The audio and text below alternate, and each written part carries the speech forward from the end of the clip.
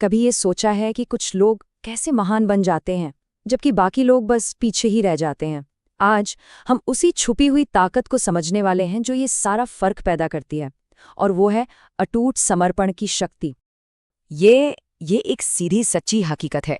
अगर कोई चीज चाहिए तो उसे जाकर हासिल करना होगा, कोई बहाना नहीं चलेगा। और जानते हैं, यही वो पल है जहां से फोकस करने और अपनी कहानी को बदलने की शुरुआत होती है।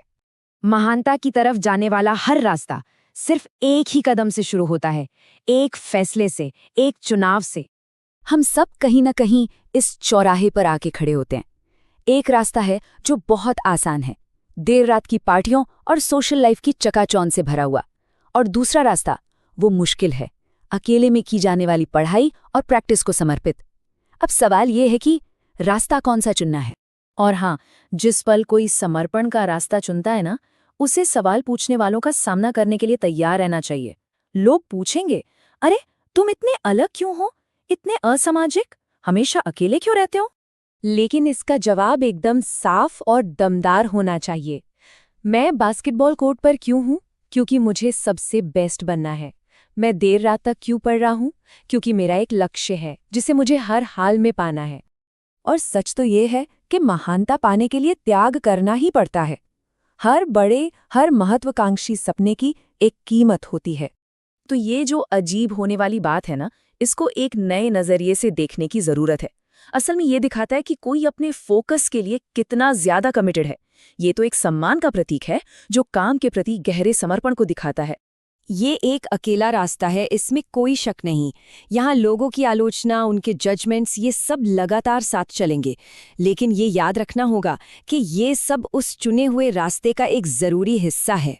तो इस त्याग को नुकसान की तरह नहीं देखना चाहिए, बिल्कुल नहीं। इसे तो प्रोग्रेस का एक साइन समझना चाहिए।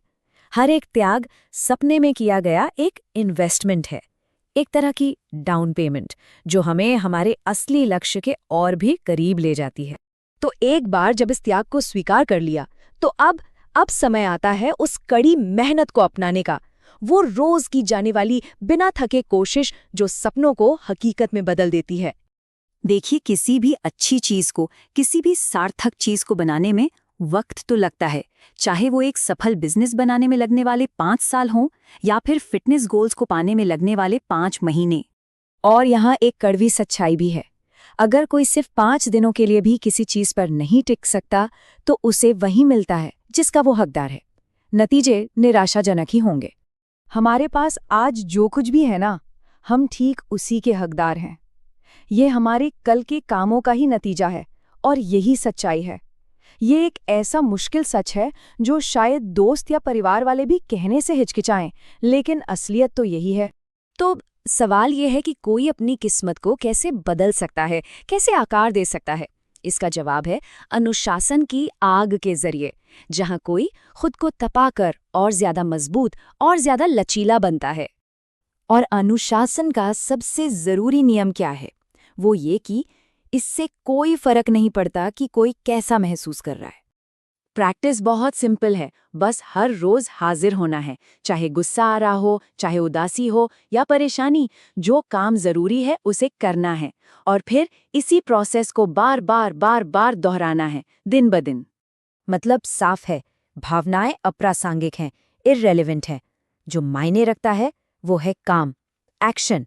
एक्शन ही सब कुछ है। तो फिर इस लगातार समर्पण, इस त्याग और इस अनुशासन का आखिरी इनाम क्या है?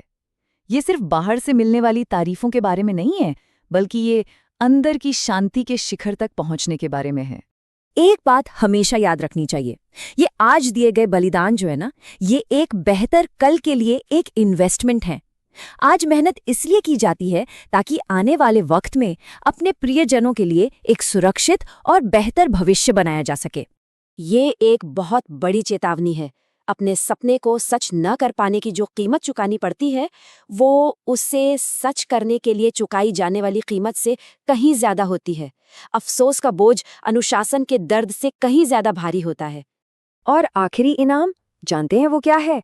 वक्त के साथ मन की शांति और आत्मसम्मान का वो गहरा एहसास जो किसी भी बाहरी कामयाबी से कहीं बढ़कर है।